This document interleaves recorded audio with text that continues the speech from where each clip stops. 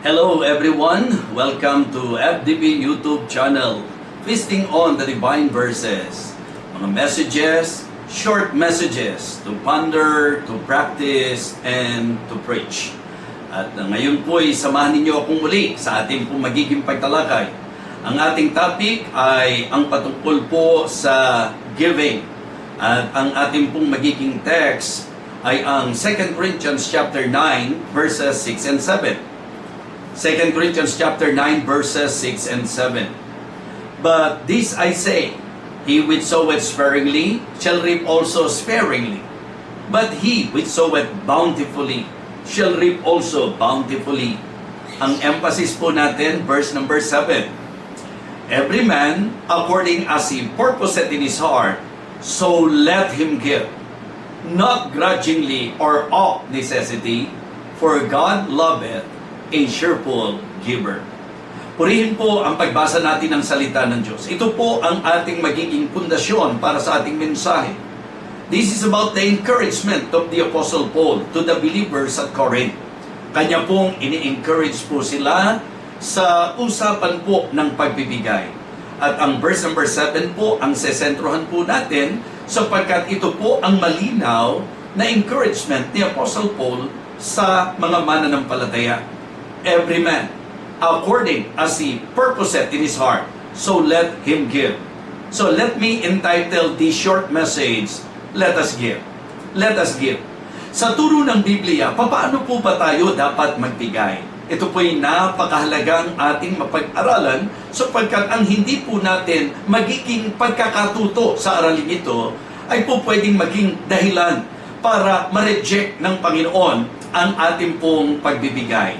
So for me, magandang makita natin from the Word of God kung paano nga ba dapat ang mga Kristiyano ay magbigay. Una po, we need to give correctly and honestly. Yes, dapat ang giving po natin correct and honest. Sa Old Testament at saka sa New Testament po, binibigyan po ng emphasis po yan. Ang ibig ko pong sabihin na doon po yung masasabi nating diin sa pagtuturo na napakahalaga na ang pagbibigay natin ay tama at may katapatan. Hindi ba? Malinaw po. Every man according as he purposeth in his heart. So ang issue po kasi ng giving, heart. Tingnan nyo po. Sa Old Testament, makikita nyo po na si Cain at si Abel, both of them, nagdala po sila ng handog alay na binigay para po sa ating Panginoon. Pero hindi po ba, ayon sa storya mga kapatid, si Abel at ang kanyang offering, yun po ang tinanggap ng Panginoon. Pero si Cain at ang kanyang offering, tinanggihan ng Panginoon. It means to say that there is something wrong sa usapan ng offering o giving nito pong si Cain. Kaya nga mahalaga po na ito'y ating matutunan na kung magbibigay po tayo ayon po sa kaparaanan ng Panginoon. Sa Biblia po kasi maraming turo ng giving. Dapat pag sinabi nating tithes, tama talaga ang ating pagta-tithes. Kung yan ay first fruits, tama talaga ang practice natin ng first fruits. Kung yan ay thanksgiving, mission giving, or any kind of giving na itinuro po sa Bible, dapat po gawin natin ng may katumpakan at may katapatan. Correctly and honestly. So kaya tingnan nyo po even in Malachi chapter 1 verse number 14, ang sabi po ng Panginoon through Prophet Malachi sa verse number 14 ng chapter 1, but cursed be the deceiver which hath in his flock a male and boweth and sacrificeth unto the Lord a corrupt thing, for I am a great king, saith the Lord of hosts, and my name is dreadful among the heathen. Sabi po, but cursed be the deceiver. Ibig sabihin po, meron pong mga dishonest na pinalalabas na ibinigay pero hindi naman. O kaya, ganun ang ibinigay pero hindi naman. Kaya nga, ang ating pong dapat maintindihan, ang 2 Corinthians chapter 9, verse number 7, ay hindi po nagbibigay sa atin ng sobrang kalayaan na kung magbibigay tayo kung anong maisipan natin, kung ano lang ang gusto natin. Hindi po. Itinuturo po nito na dapat pagka po tayo magbibigay, tama ang ating puso. Hindi nabibigat ang loob. Yan po ang sinasabi ng Bible. Kaya hindi po ito kontra sa turo ng Bible sa giving sa Old Testament o sa iba't ibang panahon. All kinds of giving in the Bible we can practice, but make sure we will do it with the right heart.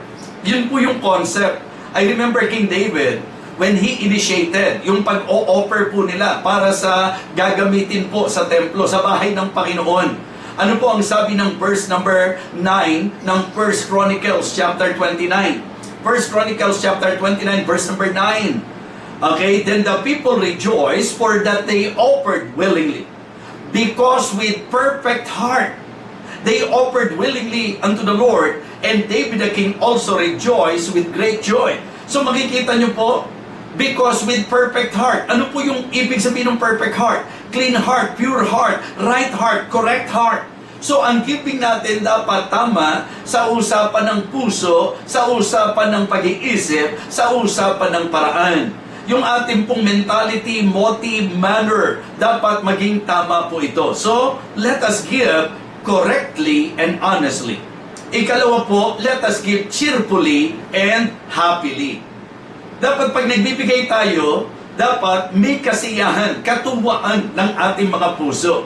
Exactly. Yan po ang sinabi ni Paul. Every man according as he purposeth in his heart, so let him give, not grudgingly or of necessity, for God loveth a cheerful giver.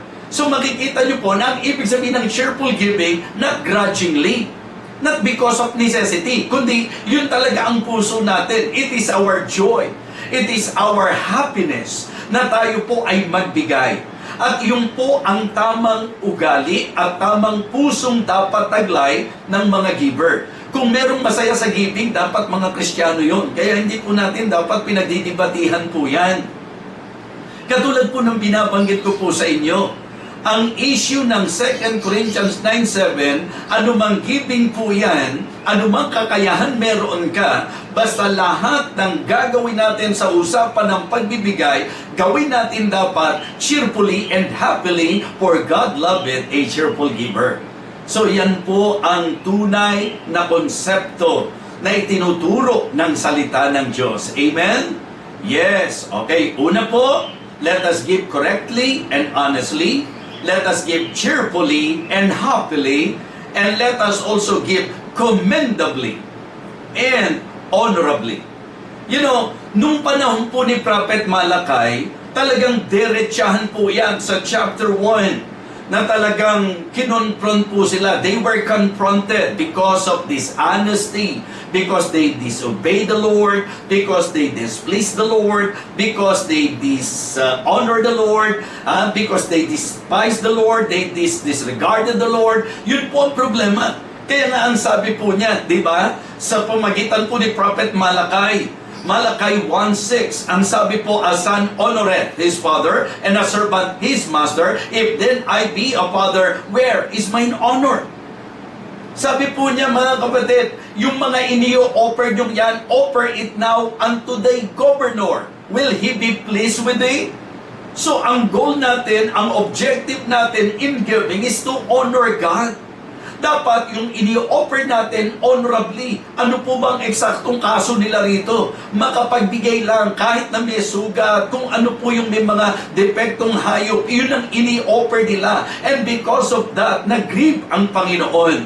At alam niyo po, nirebuke pa nga sila, di ba? Binasa ko sa inyo yung verse. Sa verse number 14, but cursed be the deceiver, which hath in his flock a male and voweth, and sacrificeth unto the Lord a corrupt thing. Isipin po ninyo, alam ng Diyos kung anong totoo. Huwag natin palabasing wala kung meron. Huwag natin palabasing kaunti kung marami. Huwag natin palabasing hindi kaya kung kaya. Importante po na tayo ay maging tapat sa ating pagbibigay, maging masaya sa ating pagbibigay, at maging ikararangal ng Diyos sa ating pagbibigay. Pastor, hindi naman po kami mayaman. Sa Mark chapter 12, makikita nyo po, beginning verse number 41, hindi po mayaman yon, yung widow. Hindi po ba? Pero tingnan nyo po, naging commendable yung kanyang giving. nabigyang karangalan ang Panginoon. And the Lord Jesus Christ Himself commended her. Diba? So siya po, pinuri ng Panginoon at sinasabi na siya ang nagbigay ng higit kaysa sa lahat. Mga kapatid, mga minamahal, it is very important for us to consider that if we really understand that our giving, ginagawa natin for the Lord, then we need to do that na meron pong karangalang ibibigay sa Panginoon. Simple messages po ito. Pastors, preachers, you can use and you can preach this message. Pwede nyo pa pong i-expound, hindi po ba? Sa mga members naman, pwede nyo pagbulayan at maging ugali natin na ma-share po yan. Kaya nga ito po ang goal ng Feasting on the Divine Verses YouTube channel. Sa mga maiiksing mensahe, ma-enlighten at ma-encourage po tayo mga kapatid. So again, every man according as he purposeth in his heart, so let him give. I am encouraging every one of you, let us give. But make sure na kung tayo po'y magbibigay, let us give correctly and honestly. Let us give cheerfully and happily. Let us give commendably and honorably. Purihin po ang Panginoon, manalangin tayo. Dakilang Diyos, salamat po sa muling aral na ibinigay mo po sa amin. May you continue to bless us, O God, through this ministry. May you continue to bless this YouTube channel at nawa marami pa po ang maabot para sa iyong kapurihan at pagpapalaganap ng iyong salita. Thank you so much, Heavenly Father. We praise you, we thank you. In Jesus' most precious name, Amen. Amen. I hope na bless po kayo. To God be the glory.